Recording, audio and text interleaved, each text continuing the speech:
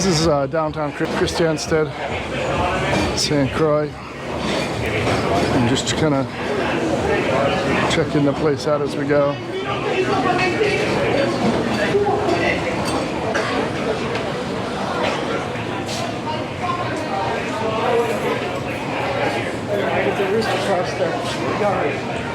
This one's getting lost. He's not sure where he's going. Uh-oh.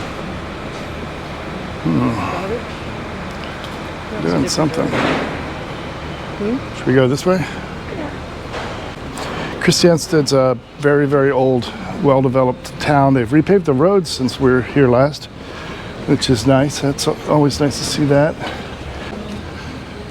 But you know, it's well kept up. Lots of restaurants.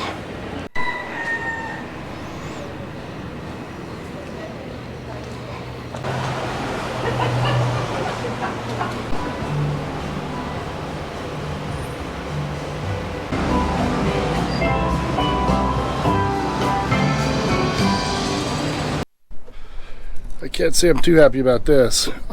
This Harkin block exploded on our way over. The way it happened was that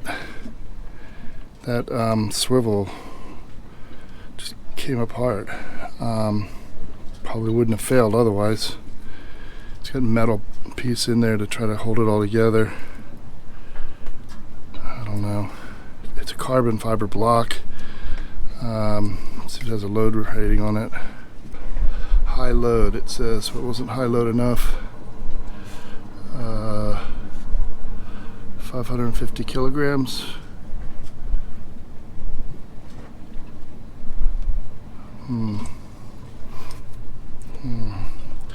Looks like product defect to me. Quite a selection of blocks that we can go with. These are the cheek blocks. They're not going to work. That's too small. These guys actually are a bit too big, so I'm going to have to dig through here and see what we have. Fiddle blocks. Sorry, that's a block with a becket. I don't really need that either.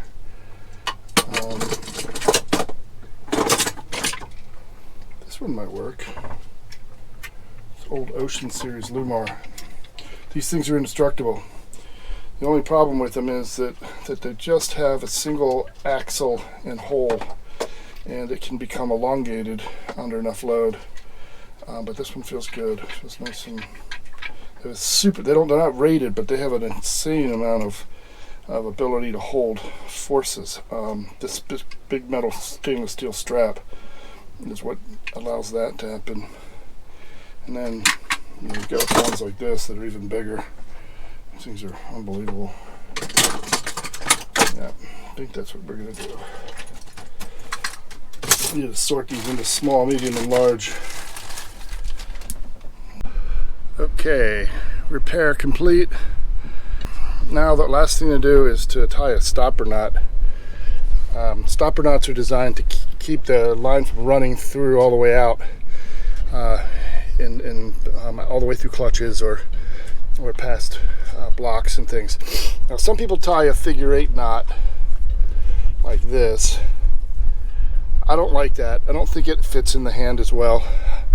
The stopper knot I prefer is a double overhand knot like this. And Luis, our great skipper friend, said to me one time, he said, you know, if you leave yourself that much, you'll actually have something to grab if it's all the way onto a clutch, and get yourself pulled out and then grab hold of the stopper knot and continue to pull. But these just fit nicely in the palm of the hand, and they don't get in the way, and they look a lot cleaner in my view. So that's what we're going to do. That's how all of ours are done. That's a 10 millimeter Dyneema furling line, and it probably cost $450. But you do not want your furling line failing. That's one of the rules. Try not to have failures in critical lines. And by the way, when this thing exploded, what saved me was that I'd run these lines through the through the little wire, small bar that reinforces the stanchion or this midship gate, and because of that bar ended up being a turning block. We didn't put too much pressure on it. We didn't want to stress the line more than we had to, or the midship gate post. But yes, that saved us there. I mean, it would have just pulled down to the clutch. It probably would have been okay that way as well. There's a clutch here for the Genoa furler.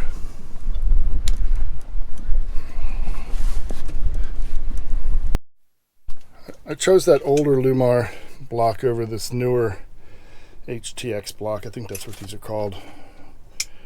No, I don't think they are. I forget which model this is. This is a model up. It's got the metal plates on both sides are stamped aluminum, riveted together. I kind of think that the Harken Black Magic blocks are better. Of course, they're more expensive, but I think when I'm moving forward, I'll probably use Harken products if I'm doing one at a time. They just seem to not corrode as much, and they have a better ball bearing system in them.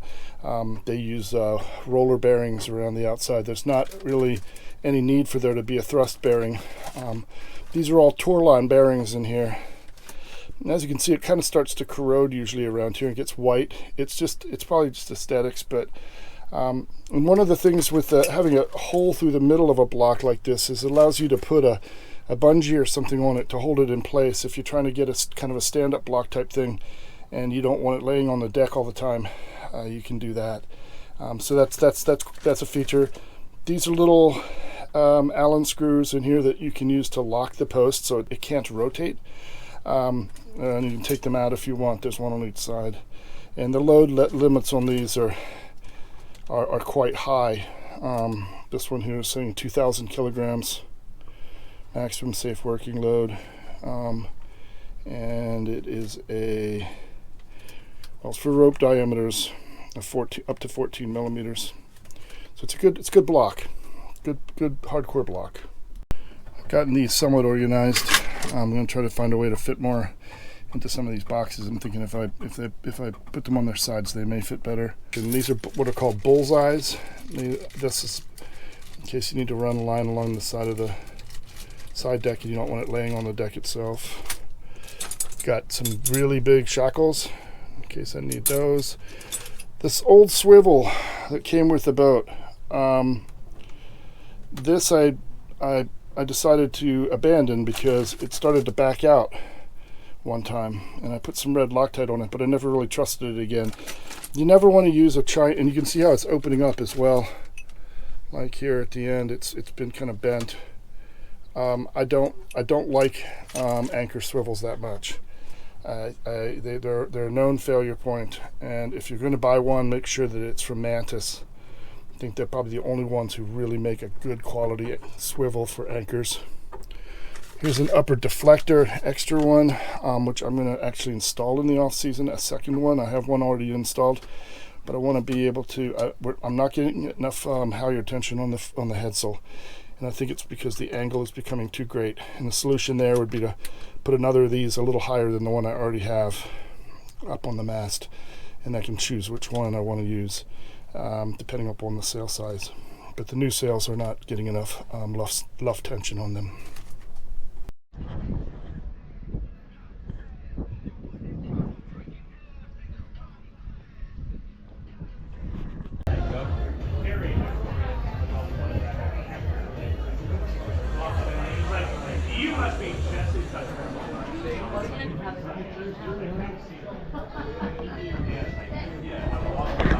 Having fun yet? I try. I put up with you pretty well.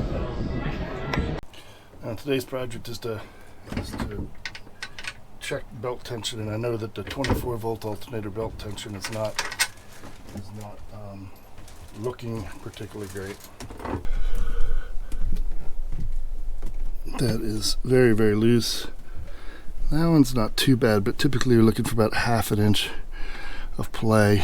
I mean, it could definitely stand to be tightened. We're also looking for any kind of cracks or wear in the belt itself. This Bando belt is actually a brand new belt. It is the Yanmar OEM brand. It came with a Yanmar cover on it, and that's one of the reasons why it's loose, is because it has to break in. If they're perfect belts for the application, the angles will be built in perfectly, but oftentimes the belts are metric versus imperial or something along those lines. It ends up not working as well. Get on that bolt and hold it in place. Come back here and show me again. I cannot find it. Okay, it is right there. There.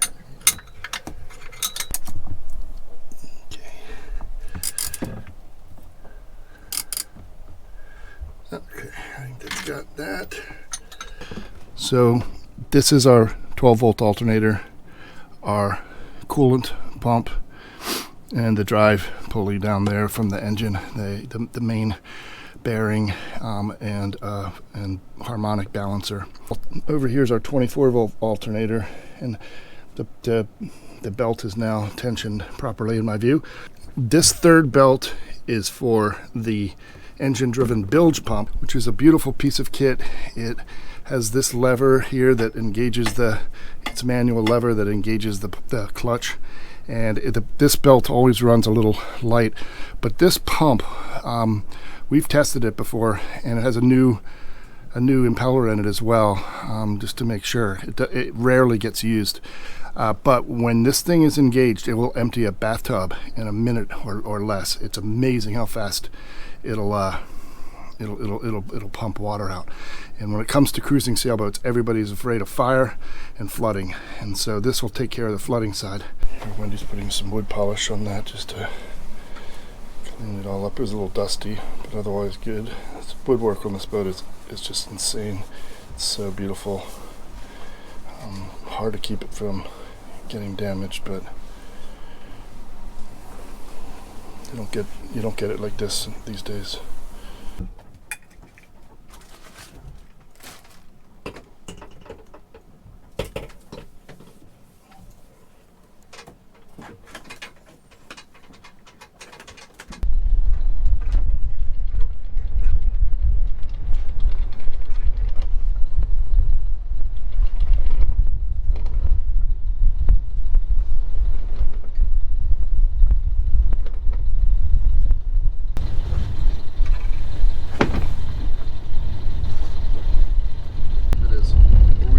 Up with this area over here directly behind us.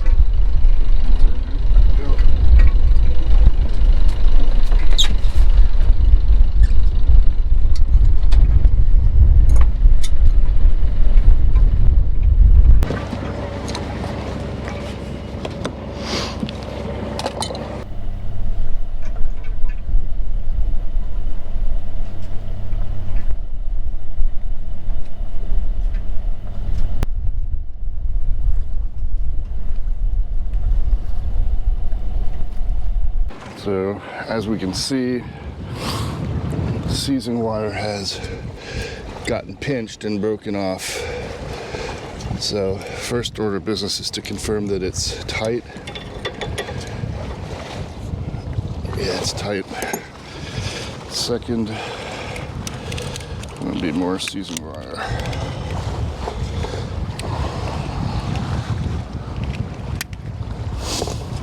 So these have a tendency to kind of get caught. Like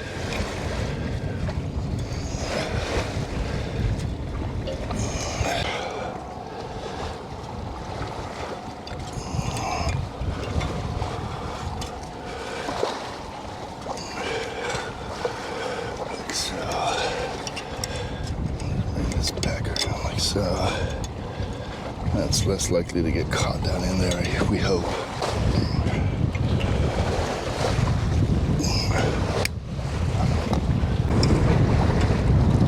Twist that back down around so it's not so easy to catch on your leg. This one looks like it's in good shape. Might as well just, yeah, it's tight too, so we're good.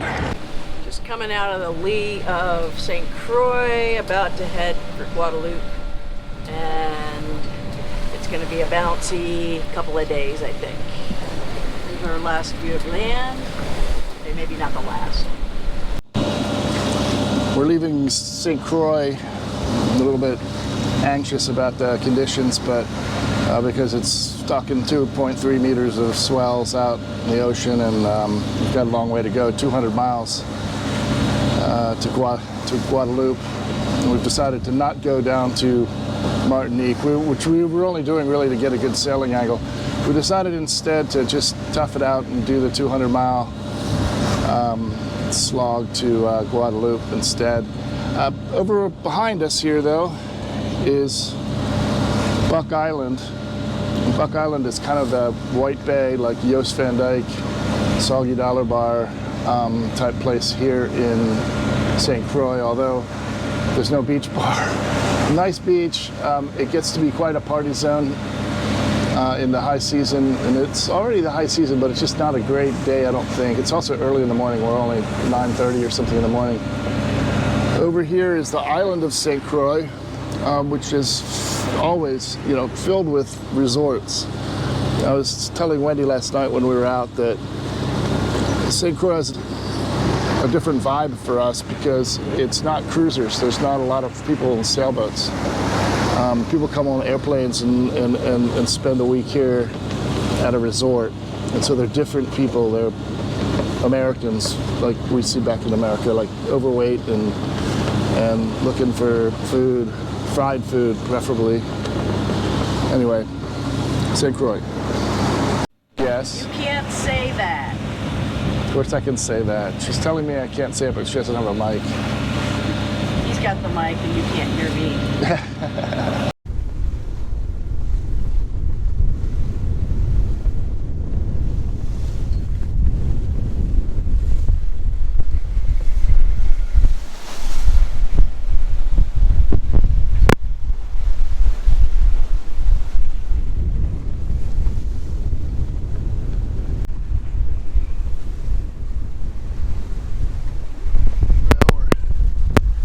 St. Croix, under sail. Everything's looking good. We're not doing as much speed as we were last time because we're just trying to we know we have 2 days of sailing, so we're just going to take it easy. It's just really kind of rough out here and don't want to beat up on the boat too much. 197 miles to waypoint. Sailing through some squalls.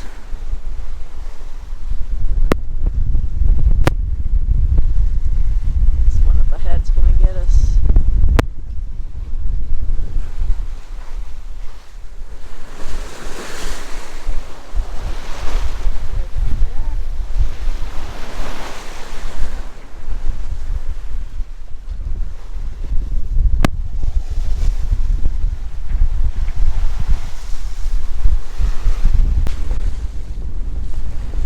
This one we're not gonna miss.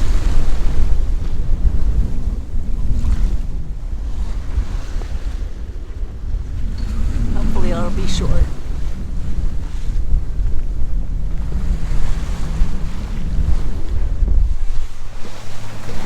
Winds haven't picked up too much yet.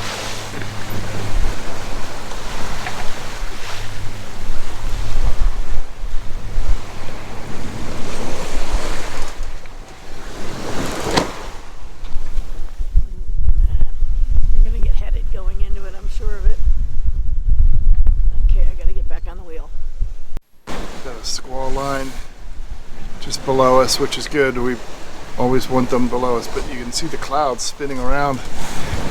It's a low pressure system, so it's sucking air in on the bottom and it rotates counterclockwise. You can see that happening in the upper clouds.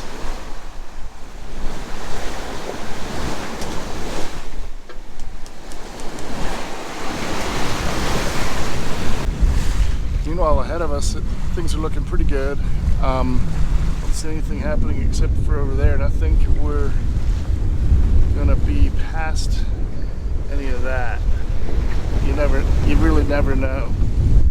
You never know with squalls. It's just so hard to predict. Once one starts forming, a lot of times others will form.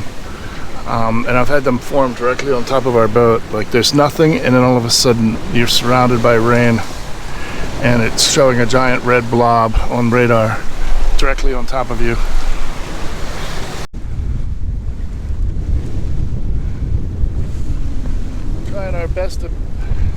Trying my best to beat this squall, but I can see the wind line. We just reefed. We just took a whole single reef out of the headsail and about a foot out of the main. I think we'll be okay with this. It will be rough, I think. Rain coming.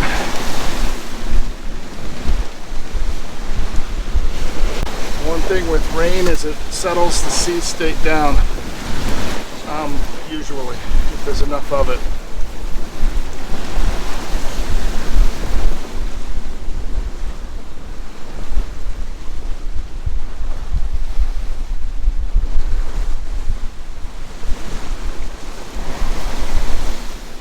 This is oftentimes a very scary thing to have happen when a squall comes down on you in the Caribbean. They are not gentle at all. They tend to be big winds. We see in 29 apparent, 27, 28 and a half, 7.3 knots boat speed. So we're hauling the mail, trying to get out of the way of this thing if we can. And you can see that actually briefing the sail, the boat can oftentimes go faster, although we're not pointing as well as we were.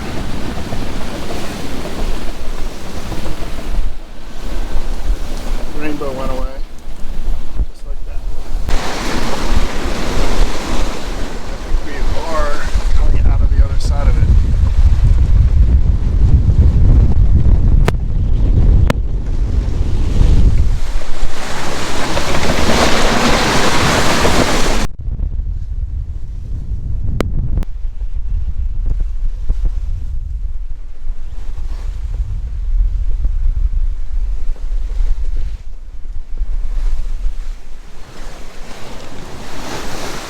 Calming down significantly, down to 23, 22 knots of wind. Of course, our boat speed dropped off a little bit, but I'm actually happy with the mid sixes. But we need to point better. We need to get more upwind. So otherwise, we're not going to ever get to Guadeloupe. Once you get into squalls in the Caribbean, they just keep forming. Every single one of them will be 45 degrees off your bow. So you're guaranteed to hit them no matter which tack you want to choose. And the second that they land on you, they expand in size by probably double. And it kind of, it's unbelievable. You would think that the odds would be against that happening every time, but yeah. I've been doing this a long time. This is how it ends up. The only thing we can do is keep the boat speed up and, hope that we can outrun it. There is what appears to the eye to be another one forming in front of the one with the rainbow. So I doubt seriously if we'll get away unscathed. At least this time we have a working headsail furler. When we were doing a trip down from Bermuda or back up to Bermuda, I forget which. I think it was coming down. We lost our headsail furler, it totally exploded. And there's a video about that in the library if you want to, in the catalog, if you want to go look at the video section of our YouTube channel, you will find that. No fun.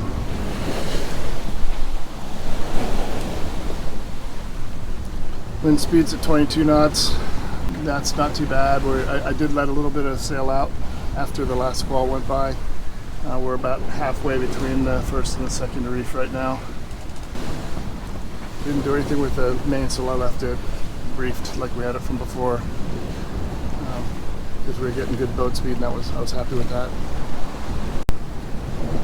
Oftentimes around sunset, you'll We get a little break in the action with squalls as the sun sets. And I think that has to do with how much power is built up. So the hotter and sunnier the day, usually the more violent the squalls are in the afternoon, and they do form during the night. You have to have the radar on and be looking all the time. It's really hard to figure out exactly what causes them to develop at night that way, but they do. And then around 3 o'clock in the morning, usually things kind of settle out, and the squalls go away, and they'll come back mid-morning to noon, somewhere around in there. And if you're lucky, they miss you. If you're not lucky, you don't get missed. Not gone by any stretch, but looking a little less violent. I should note that the radar sees rain, it doesn't see wind. So when you're looking, it is possible to get a windstorm that doesn't have any rain in it. It's kind of a dry squall, but it's rare around here. So we're gonna just keep an eye on things for the moment. Well, that's a negatory on missing it. But it's mostly rain.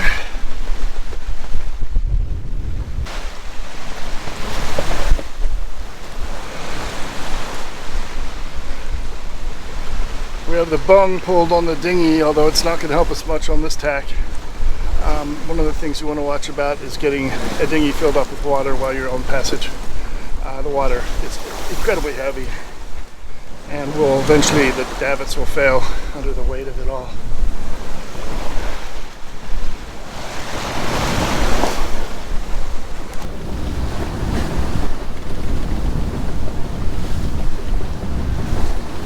We have another little one coming after this. Stay reefed. The rule they always say is, if you're thinking about reefing, it's time to reef. There's no shame in reefing, and in fact, it's just a smart play. You cannot have sails blowing out, things like that on passage. Saw 31 knots a second ago. Get the camera up every time. Well, there it goes.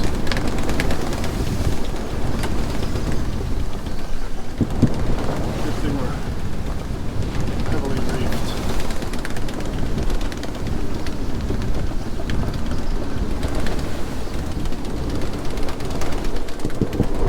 Whoa. 35, 36.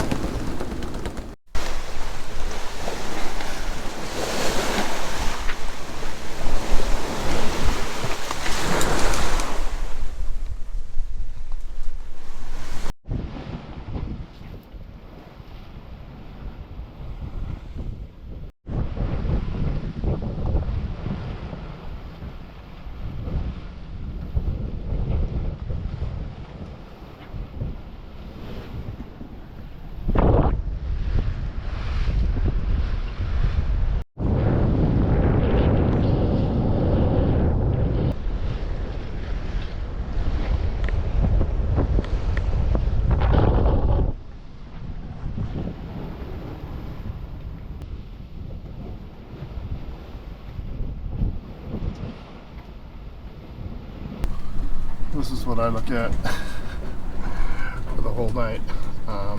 Pretty much, if I'm steering from inside, I go up about every 15 minutes and take a look around and make sure there's no other boats.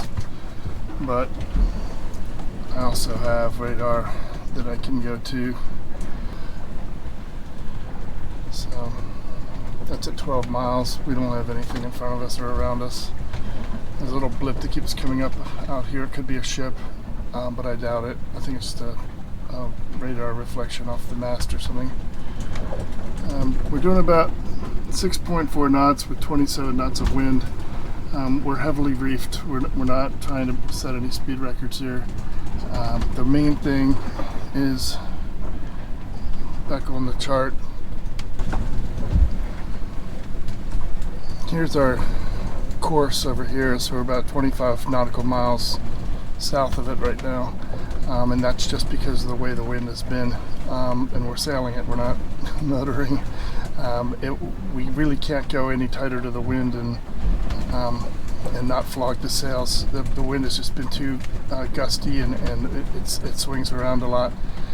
So I found that this course at 126 is good. It keeps me in the 6s, and you can see the speed over ground over here is only 5, and that's because we have a fairly significant current. It shows 1.2 to 1.4. That says went to 2 there a second ago. VMG to the waypoint is only 4.5. That's the diagonal up to where we're trying to get to, which is down here by Ile-de-France, little islands south of Guadeloupe. And as you can see, we're up in here. We're eventually going to want to be down there, and then in order to do it, well, I'm certainly going to have to tack, and I don't want to do that at night. I also need to kind of tie the dinghy up a little bit better, and I don't want to do that at night either. Even though I have my life vest and my tether, I just don't feel comfortable going out there, and that's what happens when you get old in life. You've learned, learn to take unnecessary risks. Anyway, we have 139 miles to our waypoint, distance to waypoint, and that's pretty much most of what we look at. I try to keep the wind angle in between 30 and 45 degrees. If I go too much above 30, then I'm going to lose a lot of boat speed, and if I go down to 60, the sails aren't trimmed for that.